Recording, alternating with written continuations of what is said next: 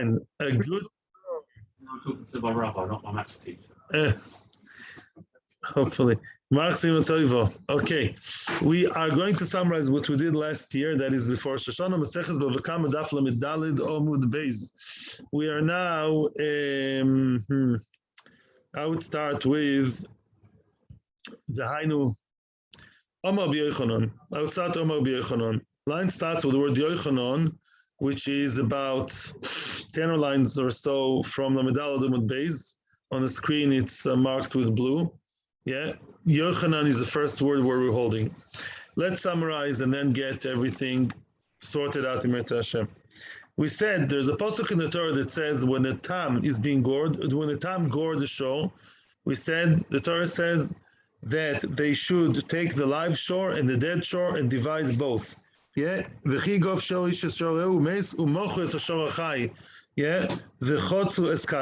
sell the live shore and divide the money. And they also divide the dead shore. The dead animal, they also divide. The question is, what does that mean when the Torah says you divide both live and dead? So Rabbi Meir says very simple. Rabbi Meir takes it very simply, and he says it doesn't mean that you really divide the dead animal. Yeah, that's not the case of the Torah.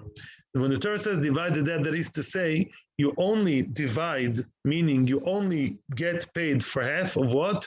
Of the nezek from the dead animal from live animal to dead animal. Let's say animal was 250, now it's 50, the body is worth 50, you only get paid half of 150, that's 75, paid from the body of the mazik. But let's say later on from 50 it became 30, or from 50 became 70. Let's say there were fluctuations in the price of the animal post-mortem, after the death of the animal. Says Rabbi Meir, I don't care. It doesn't make any difference. Means you only divide the value of the dead as it was in the time of the Negicha. What do you mean why they went to court? Of course they went to court. It's not a jungle. On Sunday was a Negicha, then there were Yomim Tovim, and his wife had to cook and he had to go to shul and do tshuva. And then 2 weeks later, they went to court after the Hagim. So then, by then, the animal was, the dead animal is worth not 50, but 30. Then we say, according to Rabbi Meir, it doesn't make a difference in any bichlal. The gamis amesi chitzun means you only look at the animal for the difference between when it was live and dead at the time of Negicha. Who has to assess it is Beis Din. And Beis Din, of course, runs the whole show. And they decide if it was a real Negicha, if it was a short time, Muad. Of course, Beis Din have to be involved. But what Beis Din Pashut are telling you, you pay the 75. Rabbi Yehuda says no. Rabbi Yehuda says, V'gamis amesi chitzun means that I'm saying now very generally, Rabbi Yehuda says you care about the dead animal. What do you mean you care about the dead animal? You care about the dead animal means in the Havamani we thought that you partner in the dead animal. The gamis amesi chitzun. What does that mean? That in case the animal actually, when the animal is worthless. The case we just had, it was 200 was alive. On Sunday was gored, became 50. Excuse me. You owed 75. Later on, it deteriorated even more. From 50 it became 30. So now maybe he has to pay him an extra 10. That's what we wanted to say. It's that simple. Instead of paying 75, now the mazik has to pay 85, 10 extra for half the loss from being dead to being very dead, being verstunken, as you call it. And that maybe is really what maybe that's what Rabbi Yehuda means when he says, V'gamis amesi chitzun, you care about the dead animal and you pay for nizokin that are after death, post-mortem nazikin. That the Gemara rejected. Why? The Gemara rejected it. The Gemara said cannot be, because we see by Shor Muad, which we assume is worse than Shor Tam. Shor Muad is always more chayiv. It's gored already 3 times. He's a criminal with records, with open files in the police. Yeah. So that Shor Muad, if by him the Torah says outright, v'hameis yeh loy, the dead body belongs to the nizak, and I don't have to pay for anything past the death. If that's what it says, Bamuad, Kol Sheken Beitam. I don't have to pay anything for anything past the death, okay? So therefore we said cannot be that Rabbi Yehuda would be machmi by tam more than muad. So must be there's a different pshat by Rabbi Yehuda when Rabbi Yehuda says that you care about, I'm using a general term, that you look at, you care about, you calculate and consider the post-mortem. What did Rabbi Yehuda mean? He did not mean that you have to pay for the extra what happens after the death, because that's for sure not. And therefore, says the Gemara, and let's restart reading from now, although I'm really doing a lot of review now inside, which I don't like to do, but I'm doing it now. We're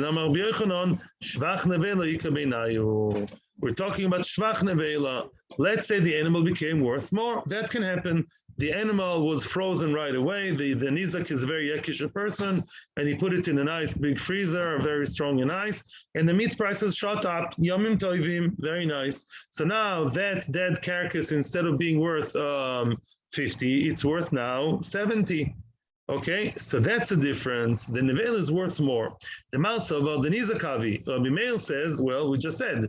Rabbi Meir said, whatever happens after the death, we don't care about. What do you mean we don't care? The mazik has no part in it, according to Rabbi Meir. If the mazik has no part in it, that is to say, he lost. What do you mean? He didn't lose more than he had. He lost a potential gain. I think that's what you meant when you said he lost a gain. He lost a potential gain. He didn't lose any from his own money. Like you lose a potential investment. In other words, because he's not, so to speak, partner in the dead body. You were saying before I became a Bishmol, which you have to argue about partnership in the live show. This is an argument about partnership in the dead show. I think that's a nice way to define it. Rameir says you're not a partner in the dead show. The dead show has nothing to do with you. Now the dead show became worth more. You didn't lose, it's true, Alan. You lost the potential gain. Somebody offered you before the corona to put your money in Zoom. They said, Zoom was using Zoom. You lost the potential gain, right? The nevela became more expensive. Surprise, surprise. Says Rameir, says the Torah, you never became partner in that dead animal. Forget about the figures. I'm talking about a concept now. Or pligi. Rabbi Yehuda says they share. What do you mean they share? They gain. Again, it doesn't mean gain more money. According to Rabbi Yehuda, both Mazik and Nizak are partners in the dead show. And therefore, now that the show, I owe you, I'm the Mazik. How much I owe you? 75 between alive and dead. Now the animal became 20 more. I gained 10. Because now, let's say it became from 50, became 70. So now we share that dead animal's extra value, that gain, that inflation. Now I gained 10. Gain 10 doesn't mean I come home with $10 more and they say, honey, I made $10. No, obviously, I think that's what you mean when you say lost gain. That is to say, I have to pay him 10 less. I have to pay him 10 less. And by the way, we'll see later, as if you forget to say the whole thing with the momentum, we'll see that there are cases where the mazik actually gains and the Torah talks against it.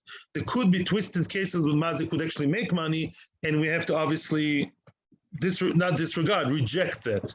But at the moment, we say he gained from the nevela, which also makes sense. If by the time we came to court, I said, listen, mister, right now we're in court, right now the dead animal is not worth that bad, is not worth that little. It's worth 20 more. Yes, I owe you less.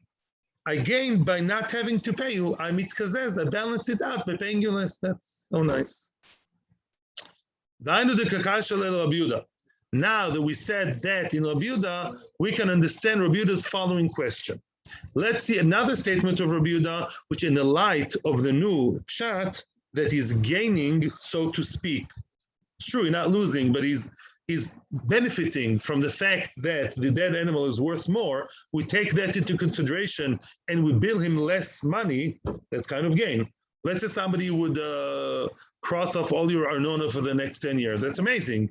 He didn't give you money in your hand, but you don't owe the area for 10 years. That's an amazing thing, That I call it a gain.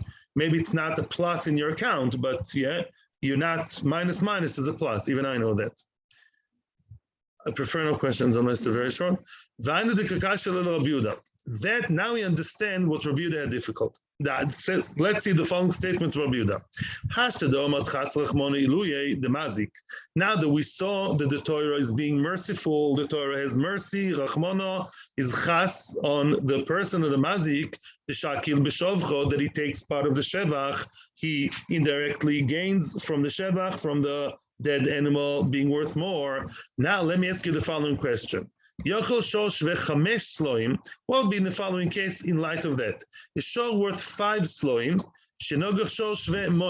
that he gored another shor worth 25 sloim. Money is 25 sloim. Okay, so now, like your little junky Fiat from 10 years ago, worth maybe 15,000 shekels, yeah, you gored, yeah, so to speak, a fancy BMW, yeah, the mazik is worth much less than the nizak. The nevela is worth half, 50 zuz is half of that. So instead of 25 money, 50 zuz is 12, let's take in money, 12 and a half money is the whole nezik, okay? How much do I owe him? 6 1/4, right? 12 and a half divided to 2, because it's a tam. The tam is only with her. I owe him 6 and a half. If we follow that logic of each one taking half dead and half live, that would be ridiculous. Because why?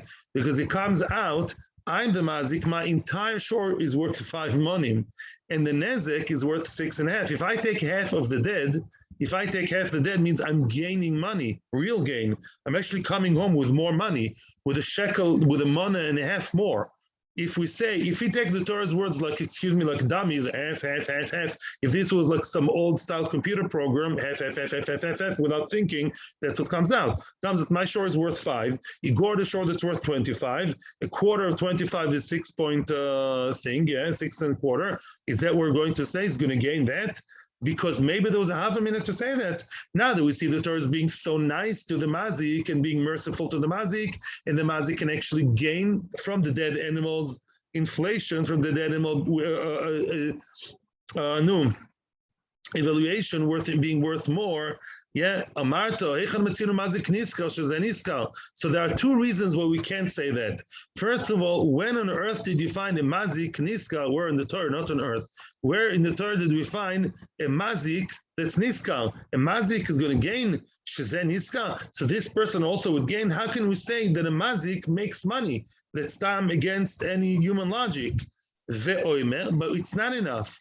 We also say we bring a posuk to refute that. Shalem yeshalem. It says in the pasuk twice, he shall pay. Who shall pay? Well, obviously the owner of the shortam. Bailim yeshalmin ve'en bailim noitlin. It says in the Torah, the owner always pays, and the owner never makes money. Noitel, the owner can never, maybe that's what bothered you, Ellen, the owner, meaning the mazik, never comes home with extra cash in his hands. Maybe we sometimes give him reductions, and he comes out, he has to pay less, but he never comes home with more money after being mazik. Not only because it's illogical, because we have a pasuk that comes to refute that and reject that. Yeah, so therefore, in the case of 5, a shore of 5, goring a shore of 25, he would only pay how much? Half an ezek. How much would he pay? I would say he would pay 5. He would pay 5. He would pay his entire shore, and that's it. He's not going to make more than he originally had, because that's what first of all, it's illogical, and secondly, there's a pasuk, shalem yeshalem, the person only pays the mazik and never takes. So far, so good? Yes, question from now? Yeah, I'm listening. Weiter. So now, frag the Gemara, with these 2 innocent words, the Gemara asks a very big question. Why do you have to add a pasuk to simple logic? If the logic is so simple, a mazik can never make money on nezek. This is against any logic. From Japan to Jamaica, no country would say that, there's such a thing, a mazik making money. And secondly, so why do you need the pasuk? Either it's Hashem Holy Torah that told us that, or the svara. Why do you have to bring us makor from your own logic and from the pasuk? Answers the Gemara, there are 2 different cases. One would argue and say, one would say like this. When the nizak is mafsid, like the case of the BMW and the Fiat, when the nizak actually comes out misken, the nizak lost 12 and a half, right? He has to be paid at least 6 1/4, and he lost, and you're going to gain, you the mazik, you're going to gain, and the nizak actually lost here, right? That's what I would say. On that case, that's ridiculous. That's noiro. That's stoim v'amoiro. Oh, no. Let's review the case of We would go like dummies with half, and you would say the BMW and Fiat share all the halves together. Comes out, Mr. Fiat comes out with even more than 6 1/4. 6 1/4 plus his own. He has his half, 2 1/2 of his own, plus 6 1/4 of the other one. Yeah, 8 and something, 8 3/4. That's again, of course, he has 5 and he comes out with 6 or even 8, right? And now the Nizak on the other hand lost. Of course, the Nizak lost. He has 25, now he has 12 1/2. So such a case, it's so shamayim, so terrible. I would say the mazik does make money. For that, we have simple logic. Aval, for that I don't need a pasuk. The Torah doesn't have to tell me that this is a nose and these are eyes.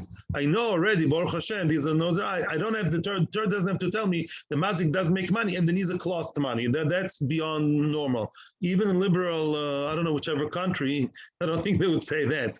Aval, but look at the following case. And the following case comes to tell me the Torah's chidush.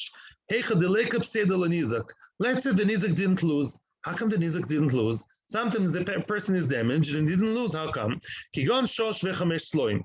Let's say they're both equal in value. The shore worth 5.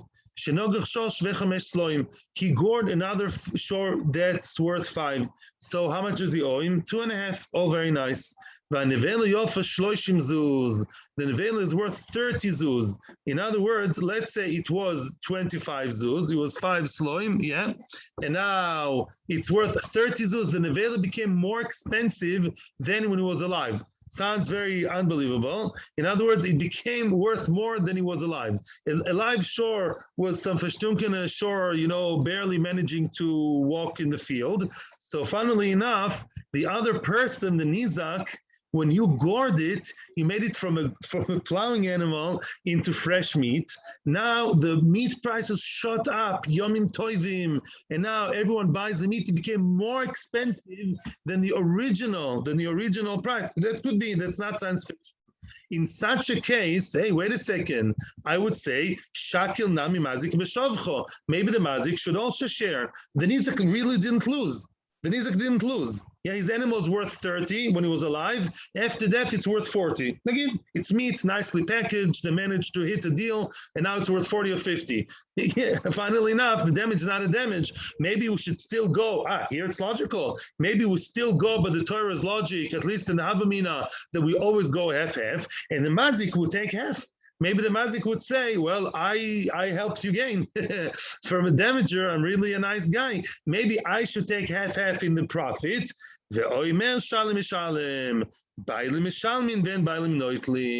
If you're sure Lemaisa damaged, even though the aftermath, the after effect was good, but if at the time of damage it was damaged, you have the title of a mazik, you're a damager.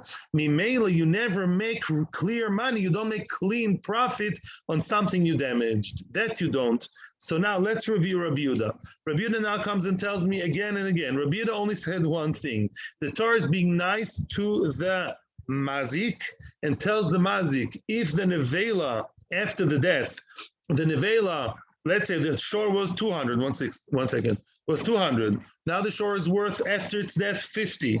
Now the shore became 70, 80, but not more than 200. Yeah, it became worth 10, 20, 30 more. We say, according to Rabbi Yehuda, that the mazik gains, meaning that we look at that gain, at that profit, and we say the mazik shares half of that, and he won't have to pay the full price. He'll get the reduction of half of however much animal change letoiva for good, having more value from dead to after death, post life.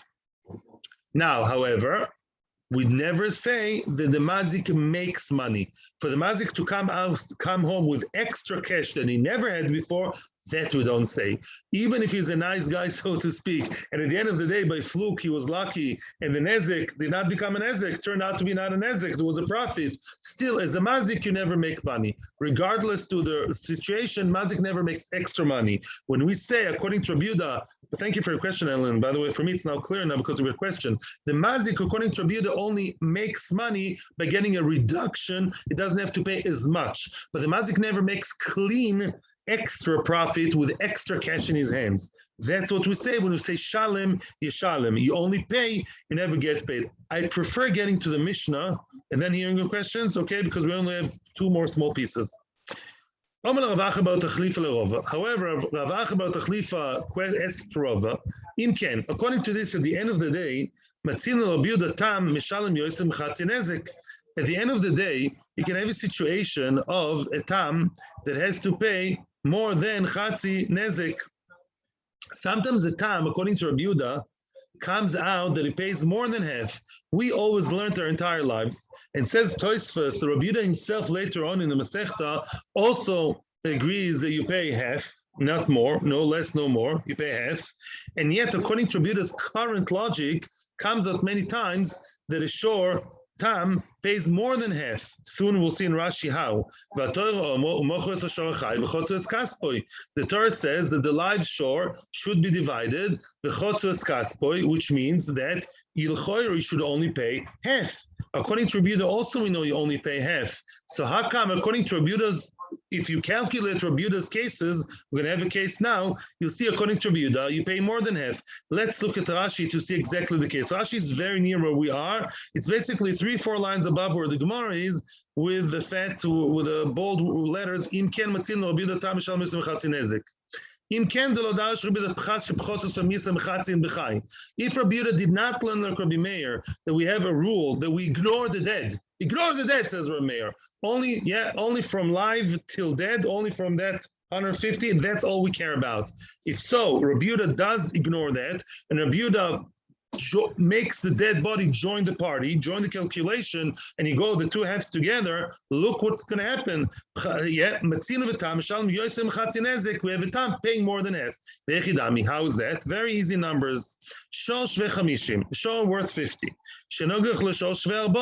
A shor worth 50, okay? Gored, another shor that's worth 40, okay? Now, from 40, it plummeted to 20 because the live shor is 40 and a dead one is 20. How much is the damage? 20. From 40, I made your shor, not post-death. At the moment of death, at the moment where the AKG went silent, went flat, but the shor, that's it, is worth 20, okay? Upalgan is kasoro. How much do I owe him? 10. Because out of 20, I only have to pay half, because it's a short time. So 10. Wait, now you want to tell me, do you put everything into the calculation, into the fray, half live and half dead? What comes out? How much was the live one? 25, right? So then, noitel nizak b'chai kafei, u'b'meis asoro, right? The nizak 10 gets 25 of the live one, right? Because that's half of the live, and the dead 10. Harei lamed hey, that's 35. Yeah, because we got a loss of 20, you get 25. Plus 25 from the live, 10 from the dead, that's 35. The chatzi nezek was 20, and you get 35. That's kind of cool. That's nice, but it's not nice because we say that a tam cannot be more than half. And here we have a clear case of the tam having more than half. I'm not continuing the next part of Rashi, but that's what we say. At the end of the day, how could that be? I'll tell you about what Rashi says later. Rashi says, we learned already before that a tam cannot pay more than the entire nezek, more than the nezek sholem, because we said a tam can never pay more than muad, right? Remember that? So if a muad doesn't pay 1 dime more than the full nezek, tam for sure not. But here, Rashi Dafka talks about these numbers very smartly. Why? Because these cases are good. This case is good. You pay more than half, but less than the entire nezek. The entire animal is worth 40. It gets 35. Yeah, so he wasn't paid more than the entire nezek, but it's still more than half. So the Gemara still wonders: are you really paying more than half? Even if that's less than muad, that's kind of nice. It's less than muad, but still more than half. More than half you're paying. How come you're paying more than half? That it's strange. We see Rabbi Yehuda later on in the Masechta believing in the concept of tam paying only half. Answers the Gemara. Back to the Gemara. No, Rabbi Yehuda also believes, like Rabbi Meir, that you never pay for more than just the nezek of from live to dead. If you have an animal that from live to dead was became X, I don't know, from X to Y, whatever the difference is, 20, 30, 40, 50, you only pay half of that and not more than that. That's all. Wow. In other words, the only difference between Rabbi Yehuda and Meir is if the animal after the death became worth more, then we give a reduction to the mazik. But we never join the dead body and the live body together to some kind of a calculation if it's going to come out worth more than half. You only pay half or less than half if the nevela balanced it out by being worth more. That's the formula of Rabbi Yehuda. Let's just read the psukim and then I'll hear a question. I'll review everything. It says the Gemara minale. How do you know that? What's the makor? It says they also share the dead one. What does it mean? We only look from dead to life and not more. How can you say Rabbi Yehuda uses this pasuk to tell me that you never make more money, you only get paid half, and that's it? He used this very pasuk to tell me a different thing, that they do share the dead and alive. When do they share the dead and alive? Only in one case, we said, right? When Lamaisa, the nevela is worth more than he was, it shot up in price after the death. And then he doesn't make money, but we hurt him less in his pocket. But at the end of the day, how can one pasuk tell me two things? How can one pasuk tell me you only pay half, and also tells me you pay half, not more than half? And how can you tell me also that the mazik has a reduction if the nevela became worth more? Says the Gemara, im ken nichtov kov ve'es ameis, my v'gam. Why does the Torah add the word v'gam? The word v'gam also is redundant. This is not a Sem girl talking like, and also, this is a Torah, a Kedosha. Every word is Hashem. And therefore, how can you tell me there's an extra word? Shma minot talti. The Torah comes and tells me, according to Rabbi Yehuda, two different things. Again, let's summarize Rabbi Yehuda and everything will be nice and hunky-dory. Says Rabbi Yehuda as follows. When the Torah says that the dead and the alive both are being shared, divided by the mazik and the nizak, at the end of the day, it means one thing only. It's not that they always share them and they come to ridiculous numbers of either the mazik making tons of money or the nizak makes tons of money. We had both cases, if you remember from before Shoshana. Whether my junky little Fiat hit the fancy brand new Chevrolet, or the other way, we never come to halves that become ridiculous. At the end of the day, you only pay half. And what I told you, Jeff, was it's not worth as much a body, but conceptually it's only worth a half. You only have to pay him a half, yeah? You have to pay him a half. Elamai, according to Rabbi Yehuda, what did the Torah mean when you share the dead animal? It means to say that if the animal after the death became worth more, yeah, there's a profit, there's a gain, because the dead meat, prices of meat became, yeah, whatever, they basically shot up, then we say that the mazik takes part in the gain, in the profit. What does it mean he gains from that? It means to say that we don't charge him as much. Let's say he owes 75, but now the animal is worth more, meaning the dead body is worth, not more it was alive, but more than the death time. 2 weeks later, Yomim Tovim Sukkos, everyone wants to, the meat sale is not working, so all of a sudden his meat became expensive, but they're going.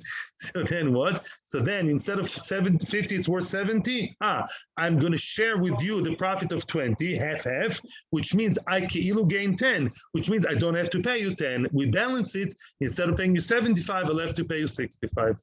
Is life good? Questions and comments into the box, please. No, seriously. Question, comments? I just want to, before we get to the next Mishnah, that's Rabbi Yehuda. Rabbi Meir says no. Rabbi Meir says we completely ignore the dead animal. When the Torah says doesn't mean they share the dead animal. It means that what they divide by the live animal is only the difference from dead to live, from live to dead, and nothing beyond that. Neither profit nor deficit. That's it. Rabbi Meir holds very strong. You only pay for the half, the difference between dead and live. Whatever happens after death, it's none of my business. Not for the good, not for the bad. That's what Meir. They just get 100 each. It's worth 200. Yeah. Let's say the animal. No, the animal's worth 0. Half of the difference between dead and alive, and he keeps the animal. Yeah. In other words, the Niza keeps the dead animal, and completely. That's his animal for good or for bad or for anything. Do whatever you want with your dead animal, mister. And the mazik only has to pay half of the difference. Whatever the difference is between live and dead. Yeah. Yes, exactly. From the moment the EKG hospital went flat. Okay. So the nizak can still sell the animal and keep the money. Okay. Next Mishnah. Much easier now. Yesh chayv al ma'aseh shoyroi upotu al ma'aseh atzmoi. Mishnah tells me sometimes an animal, a show, and a person do the same thing, the same act exactly, or more or less the same act. A person would be chayv on what his show did, and if he himself did the same, he would be potu. Yeah, let's see what that means. And on the other hand, there is a reverse case. Sometimes the person is potu on what the show does, and is chayiv. If he did it, he would be chayiv himself. Sometimes the animal is chayiv more than the person. Sometimes the person is chayiv and the animal would be potu. Let's see. Ketzad, how is that? We actually start from the end, from the second case. Potu. Let's say a show, was miskaven to gore someone's shoes. And now his shoes have this very funny slash in the middle. Everyone's laughing. The show caused the person embarrassment. I don't know. He took off his hat from in the middle of shul and everyone's laughing. They can't even hold their... So the show caused shame. The show is potur. Why is the show potur for shaming? Because all other nezikin besides nezek, all other tashlumin. You remember that? Nezek yichayev. Tsar, ripu, sheves, boishes. All the other bills an animal is potur. Biesh is only one example out of 4. Animals are potur for anything besides the actual devaluation of the person, the nizak. Ve'usha biesh chayev. A person who caused shame to his friend, of course is chayev, even if he didn't do anything else. Just busha alone. He slapped him in the face. There was no repercussion. There was no long-lasting effect. But everyone saw the slap on the face. He has to pay money. He owes him money for slapping him in public. Case like that in the Gemara. But if the shore did that, if the shore gored him like that and everyone laughed, the show's owner is potu.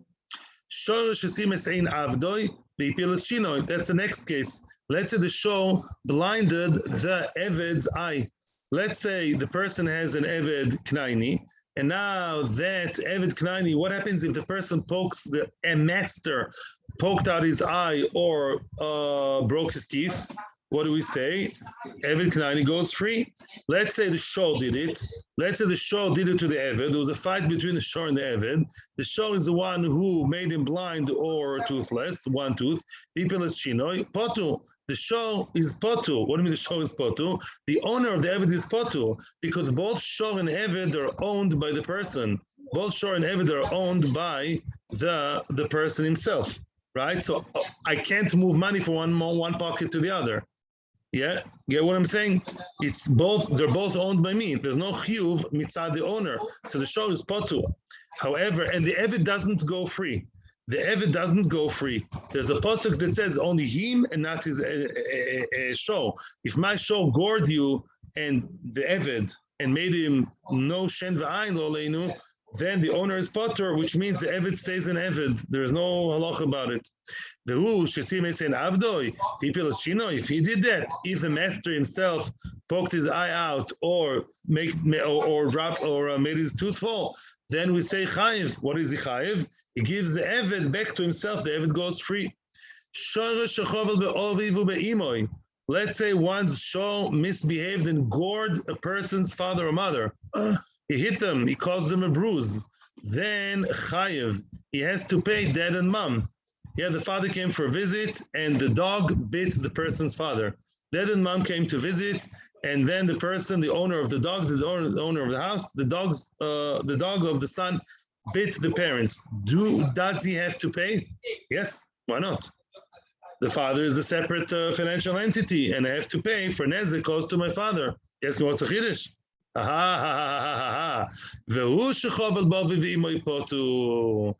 if he was chovel, let's say the person himself bit his father or mother and he caused them a chabura, he doesn't have to pay them. Why doesn't he have to pay them? Because Kim, you know her? Kim lei b'da'aba minei. It's a Chinese person. Kim lei b'da'aba minei. Baruch Hashem, Jeffrey gets it right. Kim lei b'da'aba minei, which means because he's going to get chenik, conceptually supposed to be what? From Hashem. All that falls on the mother. Everything's from Hashem. Because he's dead, because he's going to be executed, Yeah, because it's chayiv misa, mimel is potter on the money. Kim the Rabbi Minay means there's no double offense. If you die for something, you don't have to pay for it. That's why. Shabbos Kodesh came the shor, and the shor came with some fire in his mouth or something, and he set my neighbor's Godish on fire on Saturday night live. Yeah, on Saturday, not night, Saturday, Friday night, or Saturday day. And now I am chayiv. Why am I chayiv? Well, why not? Chayiv what? Could be tzoyros, it's meshune, it's keren meshune, all kinds of things. But something I'm chayiv. If my shor took fire and put it in your in your garden, in your haystack, the godish, and burnt the whole thing, I'm chayiv. I don't care if it's Shabbos or Sunday, Monday, or Friday afternoon. If the person himself lit his friend's fire on Shabbos and set his field on fire on Shabbos, or his haystack on Shabbos, potu from payment. And because it's chayiv skila, don't worry, he's going to get skila for breaking Shabbos. Memela, he doesn't have to pay. He doesn't have to compensate. The same thing like the father and the mother, but now it's at Shabbos. And now we're going to learn concepts of Shabbos Kodesh, very interesting things about Shabbos. Says the Gemara, Tani Rabbi Abo kamed Rabbi Yochanan. Rabbi Abo came and learned a Mishnah in front of Rabbi Yochanan. Remember Rabbi Abo and Rabbi Yochanan are Moiroim. Rabbi Abo is coming to tell Rabbi Yochanan, both living in Eretz Yisrael, and he tells him, I heard this brisa. You should know, Rabbi Yehuda, I'm mechadish. I'm coming to tell you there's a brisa. You won't believe this brisa. Kol mekalkelin pturin. On Shabbos, a person who does something in a destructive manner is potu. If you tear the bisli bag on Shabbos, you are potu. It's mutter maybe if you need it for the food. You take a piece of paper, you take the mask, and you're an anti-mask person. You tear end of Corona. You're celebrating end of Corona. You tear the mask and you throw it in the bin. You know the bin is very good. In the garbage, in the trash can. You tear the thing and you threw it in the garbage. Are you chayiv skila? No. Mekalkalin, you destroyed, didn't make anything constructive, your potter and Shabbos. Call them kalkalin pturin. Yeah, chutz, it's also with the Rabbanon, by the way. It's also to tear the mask, but that's with the Rabbanon. With the Raisa, you're a potter, you're not liable, you don't get executed for that. Chutz mi choy velu mavir, except for choy velu mavir. What's choy velu mavir? Two melachos are different. Choyvel, a person who hits someone, he caused him either a bruise or to bleed, even though it's kilkul, you're destroying, you're just hitting, and the person gets, is bleeding now. So now you're chayiv because of dash or tzavea or shoichet, all kinds of obvious malachos connected to that. The Rishonim and Shabbos say there are three malachos connected to hitting your friend, causing him to bleed. And that's a kilkul. You're angry with him. You just hit him. You hit him out of anger. You're not getting anything constructive. And there you're chayiv skill on that. Why? Soon we're going to see why. V'mavir, also when you burn something on Shabbos, you lit fire, and you just want to destroy something. You want to destroy the evidence. You ate a chocolate cake. You don't want anybody to know that you ate it. Yeah, you burn the leftovers. You burn the whatever, the paper, whatever. So now what happens then? Mavir, you burnt it. You are chayiv, even though it's kilkul. Why is that? Why do we say that these two are exceptions to the rule? Says the Gemara in Shabbos as follows. It's not complicated, but it needs a bit of background in Shabbos. Basically, there are two cases in the Torah, and that's a basic part of it. There are two cases in the Torah when the Torah alludes to the fact that kilkul is chayev, choyvel and mavir. When a person does bris milah, are you allowed to do bris milah on Shabbos if it's the 8th day? How do you know? It's a chiddush of the Torah. The Torah says, "Bayoim hashmini afilu b'Shabbos." That's in Shabbos around Daf Kuf Lamed. On Shabbos, you chayiv. If you did bris milah on Shabbos, you chayiv. Yes. If the Torah told me you're allowed to do bris milah, that is to say, if you wouldn't be bris milah, if it's just a medical procedure, which is not pikuach nefesh, if it's just something else, which is chabala, to hit someone and cause him to bleed, would yes be chayiv. Otherwise, the Torah doesn't have to say it's mutter. If it's anyhow mutar, right? If the Torah says that this particular case is allowed, that is to say that's the exception to the rule. Everybody else that hits on Shabbos are chayiv. Voila. So we know you're chayiv. And what about burning? Burning, we see that a Bas Kohen, it says in the Torah, if a Bas Kohen, a married woman who's a daughter of a Kohen, if she was Lo Leinu Mezane, she went with another man and she's a married woman, she doesn't get the regular chenek of Eshes Ish, she gets sreifa.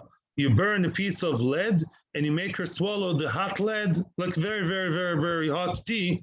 So hot the tea is more than English, more than Polish, super hot lead, and within seconds she's dead from the inside.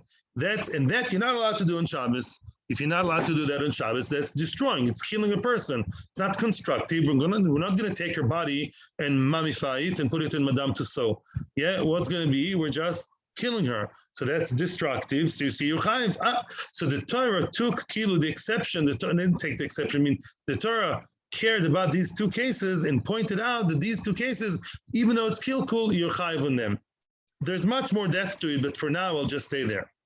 So Rabbi Abba says, Rabbi Yehuda, the Brisa tells me that there are two cases where even if it's complete destruction, the Torah says you chayiv. Why? Because Omerle, so Rabbi Yehuda retorted very strongly and said, Puk Tani Lebora, go out and teach it outside the Besmedrash. In my Besmedrash, no such things. Chovel umavir eina Mishnah. There's no such brisa. No such brisa, no such Mishnah shtuyot. If you ever heard it, I don't believe you. I don't believe there's such a Mishnah to say that a complete destruction on Shabbos would be chayiv. I don't accept it. Dimtim tzilomer Mishnah.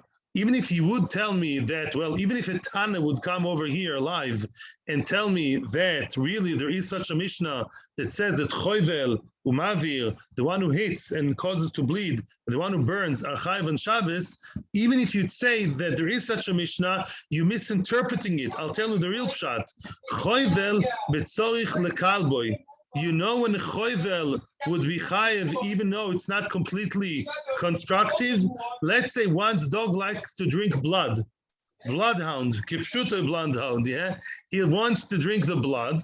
And let's say the food of that animal is blood. So I'm hitting someone, maybe hitting another animal, in order to get the blood out, in order to give it to the dog. Oh, that is a bit constructive. Says Tosis, it's not very normal to do such a thing. It's not the normal derech ha'olam. So therefore, we can't call it 100% normal and constructive. But there is something a bit constructive about it. There's some kind of gain there, and that's when the person is chayiv if he's chayiv on Shabbos without having the normal constructiveness. Or mavir b'tzorich le'efroi.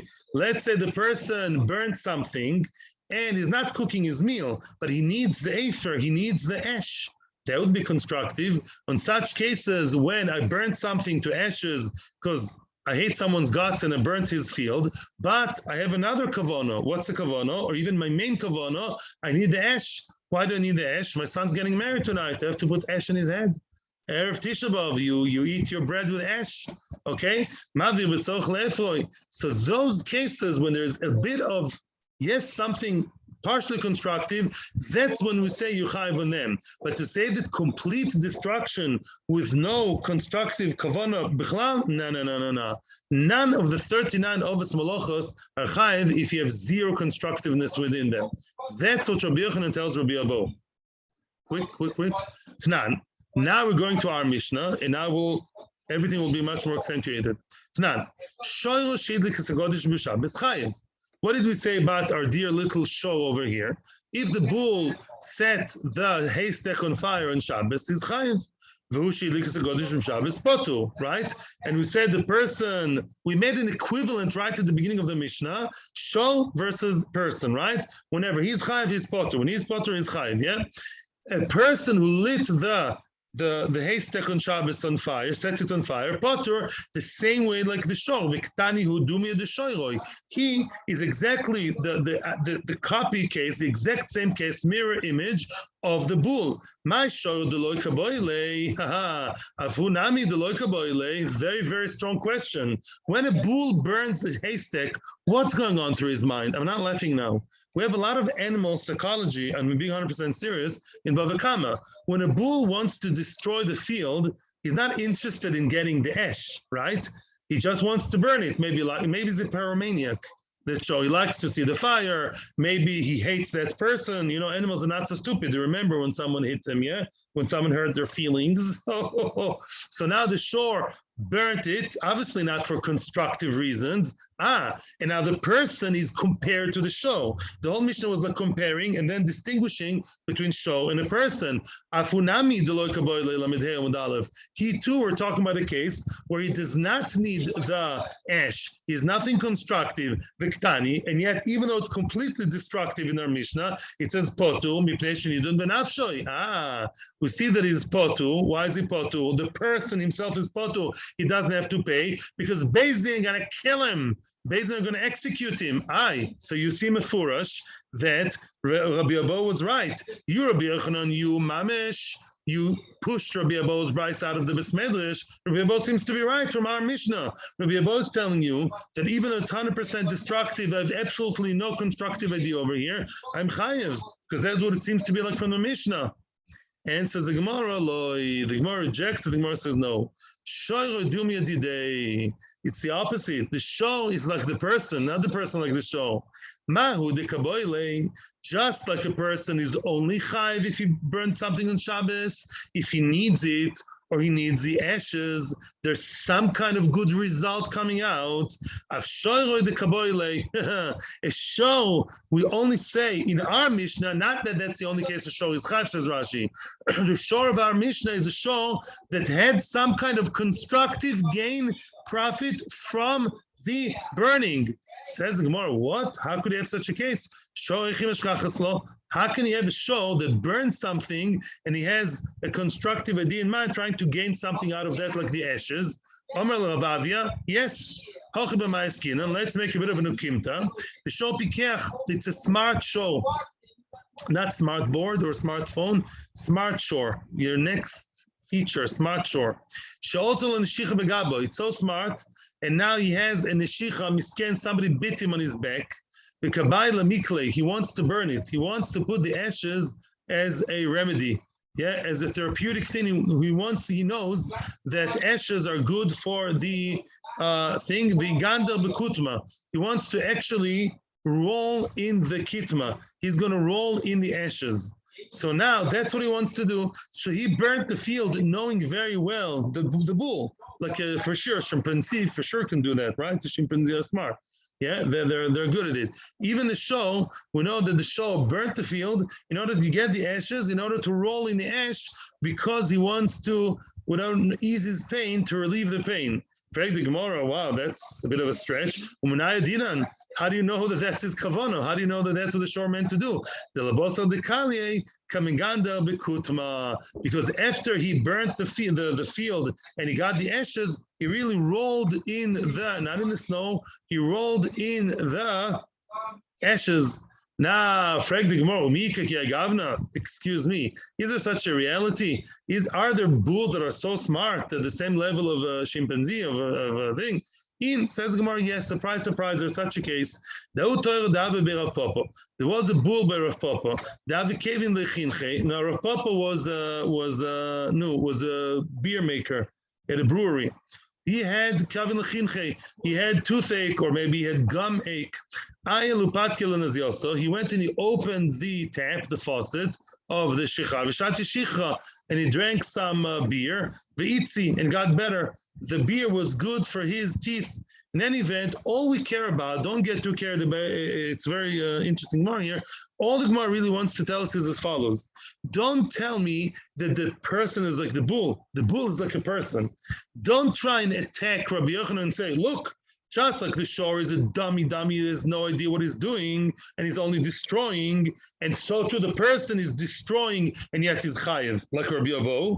That's not the case. No, says Rabbi Yochanan. Just like a shore, sometimes, it's very rare, but it's shaykh to have a case where a shore actually burns the field with a kavanah, with idea in mind of having the ashes.